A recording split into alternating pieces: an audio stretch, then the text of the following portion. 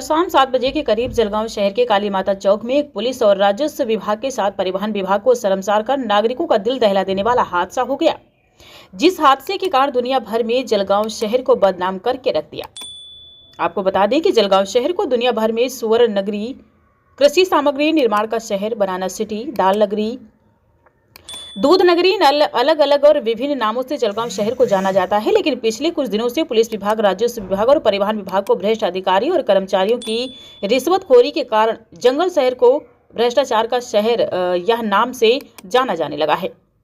इसका सबसे बड़ा कारण जिले भर में हो रही चोरी, हत्याएं, डकैती, जबरन वसूली, अवैध वेश्यावृत्ति, मादक पदार्थों की तस्करी, पुलिस, परिवहन, राजस्व विभाग के आशीर्वाद से भारी मात्रा में काली कमाई के लिए नियमित शुरू अवैध रेत तस्करी।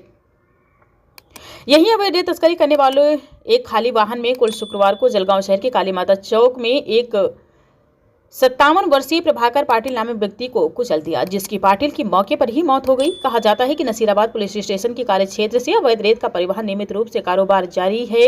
अवैध रूप से रेत के खाली डंपर ने कल शाम लगभग 7 बजे सड़क के अपने किनारे पैदल सब्जियां लेकर जा रहे 57 वर्षीय प्रभाकर पाटिल को टक्कर मार दी।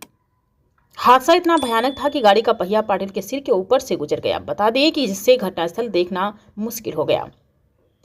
कहा गया कि बीते 6 महीने पहले भी इसी तरह अवैध रेत परिवहन कर रहे एक डंपर वाहन ने एक बच्चे की जान ले ली थी। पुलिस, परिवहन, राजस्व विभाग के बावजूद कल की दुर्घटना स्थल पर इकट्ठा हुई भीड़ की पुरानी यादें ताजा होने के कारण स्थानीय नागरिकों का गुस्सा फूटा। यह दुर्घटना भले ही पुलिस, परिवहन, राजस्व विभाग के लिए सिर्फ एक दुर्घटना है, लेकिन जलगांव शहर के निवासियों के लिए चिंता का क्षण है। पुलिस आई और वाहन जब्त कर लिया, जांच की जाएगी, मामला दर्ज किया जाएगा, लेकिन अवैध रेत परिवहन करने वाले वाहनों के नीचे निर्दोष लोग दुर्घटना का शिकार नहीं होंगे, इसकी पुलिस, राजस्व एवं परिवहन विभाग से क्या गारंटी है। कल शाम कालिका माता चौक जलगांव दुर्घटना स्थल के दौरे के दौरान जलगांव शहर विधायक राजू मामा भोले ने पुलिस प्रशासन, राजस्व विभाग, परिवहन विभाग, जलगांव नगर निगम के आयुक्त के खिलाफ उनकी सच्चाई बताते हुए पुलिस, राजस्व एवं परिवहन विभाग के अधिकारी आने कर्मचारी पर कर्तव्य के बारे में बात करते हुए नाराजगी और भ्रष्टाचार व्यक्त किया। चौराहे पर सीसीटीवी कैमरों और सिग्नल स्थानीय नागरिकों ने इसे 24 घंटे जारी रखने की मांग की। साथ ही अवैध रेत परिवहन करने वाले वाहनों और इन वाहनों के बिना लाइसेंस वाले चालकों के खिलाफ नियमित रूप से नाकाबंदी जांच कर कार्रवाई की जाए, ताकि कालिका माता चौक को मौत का चौक न कहा जाए। लोगों की मांग है कि रिश्वत लेकर अवैध रेत परिवहन की इजाजत देने वाले पुलिस और उनके शीर्ष पर बैठे अधिकारियों पर मौका जैसे गंभीर अपराध का मामला दर्ज किया जाए और उन्हें सेवा से स्थायी रूप से बर्खास्त किया जाए। Police round news Jalgaon Maharashtra से मुख्य संपादक शेखर सोनवडी की रिपोर्ट। मी या कालिका माता भागातला रहिवासी आहे आणि इथली परिस्थिती 6 महिन्यापूर्वी अशी झाली होती की एक लहान मुलगी आणि एक ते वारले होते, पण अशीच घटना आता हे डबल झाली। पण अशी घटना व्हायला नको, या विषयावर प्रशासनाने दखल घ्यायला पाहिजे आणि इथं जे सिग्नल बंद आहे, कॅमेरे बंद आहे, या गोष्टीची दखल घेऊन तात्काळ सुविधा केली पाहिजे आणि इथं कायम 24 तास ट्रॅफिक पोलीस इथं तैनात केले पाहिजे। ललित विजय नारखेडे। त्यावेळेला इथे ज्या वेळेला हायवेचं काम चालू होतं त्यावेळेला इथे अंतर ठेवलेलं नव्हतं मध्ये लोकांना येण्या जाण्यासाठी, आणि इथे हे पण लावलेले नव्हतं आपले सिग्नलही लावलेले नव्हते। तर त्यावेळेला आम्ही इथे आंदोलन केलं होतं, प्रशासनाला धारेवर धरलं होतं।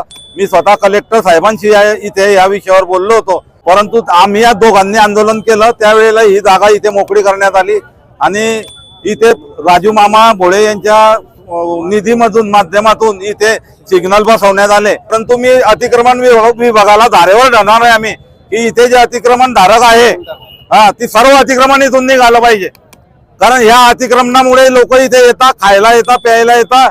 त्याच्यामुळे हे डंपरवाले हे माजलेले, या डंपरवाल्यांना या लोकांना न्याय मिळण्यासाठी डंपरवाल्यांच्या सर्व चौकशी झाल्या पाहिजे, यांचे लायसन ते सर्व चेक झाले पाहिजे। माझं असं वैयक्तिक मत आहे की हा सगळ्यात मोठा प्रभागाचा चौक आहे, म्हणजे प्रभाग क्रमांक 16, प्रभाग क्रमांक 3 आणि खेडी गोदावरी कॉलेज काशीबाई हे सगळे सेन्सिटिव्ह आणि लहान मुलांशी वापरणारा, बाजाराशी वापरणारा रस्ता आहे। परंतु पोलीस प्रशासनाकडे एवढं लक्ष देण्याची गरज आहे की साध्या 2 व्हीलरवर जाणाऱ्या लोकांना आपण लायसन्स विचारतो।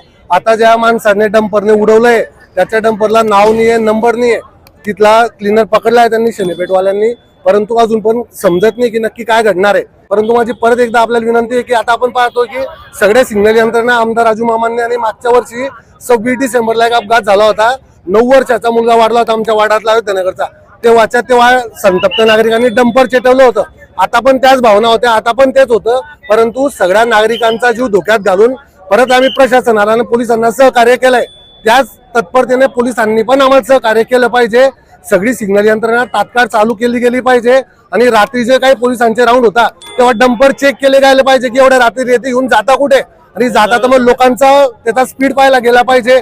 ड्रायव्हरचं लायसन्स केलं पाहिजे, तो ड्रिंक आहे का अल्कोहोल आहे का याची सगळी चौकशी झाली पाहिजे. आणि आता याच्यातून गुन्हा दाखल जोपर्यंत होत नाही तोपर्यंत आम्ही शांत बसणार नाही. आता प्रत्यक्षदर्शींनी एवढं सांगितलंय की फोन कॉलवर तो बोलत होता त्याच्यामुळे अपघात झालाय. बिचारा माणूस आमच्या जुन्या गावातला प्रभाकर होणार म्हणून नावाचा इसम आहे, आमच्या सोबतच राहणार आकाश नावाचा मुलगा आहे, त्याचा तो बाप आहे. तो फक्त वांगे बटाटे घ्यायला येत होता आणि त्याचा दुर्दैवी मृत्यू झालाय. आपण सर्वांनी जास्तीत जास्त सहकार्य करा आणि गुन्हा दाखल होईल याकडे लक्ष द्या. ऍटलीस्ट सिग्नल जर चालू राहिला ना तर थांबले तरी असतील ना लोक. डॉक्टर विरण खडके, नगरसेवक, प्रभाग क्रमांक 16.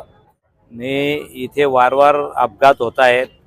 मागच्या वेळेला इथे लहान बाळ एक बराटे म्हणून तो वारला आणि त्यावेळेलाही डंपर होतं. मला वाटतं डंपर हे जे जोरात चालतात आणि कमी वयाचे ड्रायव्हर ते चालवतात आणि त्या धावपळीमध्ये मला वाटतं हे निष्कर्ष आलेलं आहे. कारण बऱ्याच वेळेला जो 70% डंपरचेच ॲक्सिडेंट होताना दिसत आहेत आणि मला वाटतं पोलिसांनी त्यांच्यावरती कारवाई करणं गरजेचं आहे. आणि RTO निकाम्या लोकांना त्रास देण्यापेक्षा अशा बेकायदेशीर ज्या गाड्या चालत आहेत त्याच्यावरती मला वाटतं कारवाई करण्याच्या नक्कीच पोलीस प्रशासन आम्ही सूचना देऊ. सिग्नल बंद होते, महापालिकेच्या अधिकाऱ्याशी बोललेलो आहे की आपण सुद्धा रोज संध्याकाळी सिग्नल चेक केले गेले पाहिजे, कुठले सिग्नल बंद असतील. भविष्यात मला वाटतं सिग्नल चालू असते तर कदाचित त्याचा जीव वाचू शकला असता. की त्यांनी जबाबदारीने आपल्या जे काही स्पॉट असतात तिथे गाड्यांचं जे काही बिगर नंबरच्या गाड्या असतील, स्पीडने जास्त जोडणाऱ्या गाड्या असतील यांच्यावरती कारवाई केली तर मला वाटतं नक्कीच त्याला कंट्रोल राहील.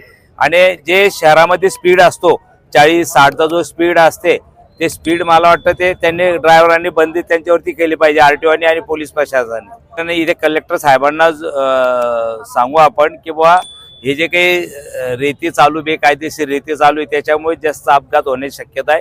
कारण बेकायदेशीर रीती असल्यामुळे हे पळापळ करता आणि त्याच्यामुळे बा पोलीस मागे लागतील का या भीतीने गाड्या जोरात चालवल्या जातात. त्याच्या साहेब त्यांना RTO असेल का आयुक्त असतील, खरं यांनी जनतेशी बांधिलकी नाही आहे त्यांची आणि बऱ्याच वेळेला अशा घटनांनंतर त्यांनी खरं भेट देणं आवश्यकतेचं आहे. पण मला वाटतं बऱ्याच वेळेला RTO आणि आयुक्त दोन्ही कुठे जनतेमध्ये जाताना दिसत नाही, ग्राउंड लेवलवर काम करताना दिसत नाही. एक कारवाई होते पण ते कारवाई केली म्हणजे कालच तुम्ही पाहिलं असेल की ते वाळू माफियावरती कारवाई केली आणि त्याच्यातूनच पैसे घेतले गेले. कालच पेपरामध्ये ती न्यूज होती, पाहिलं असेल. मला वाटतं तहसील ऑफिसच्या माणसाने एकी बाजू सकाळी पैसे घ्यायचे आणि संध्याकाळी कारवाई करायची, सकाळी कारवाई करायची संध्याकाळी पैसे घ्यायचे, असे गोरखधंदे तहसील ऑफिसचे आहे. त्याच्यामुळे ते साहजिक त्यांची हिंमत वाढते. त्याच्यात उपाय आहे मी अधिवेशनामध्ये मांडण्याचा प्रयत्न करणार त्याच्या संदर्भात.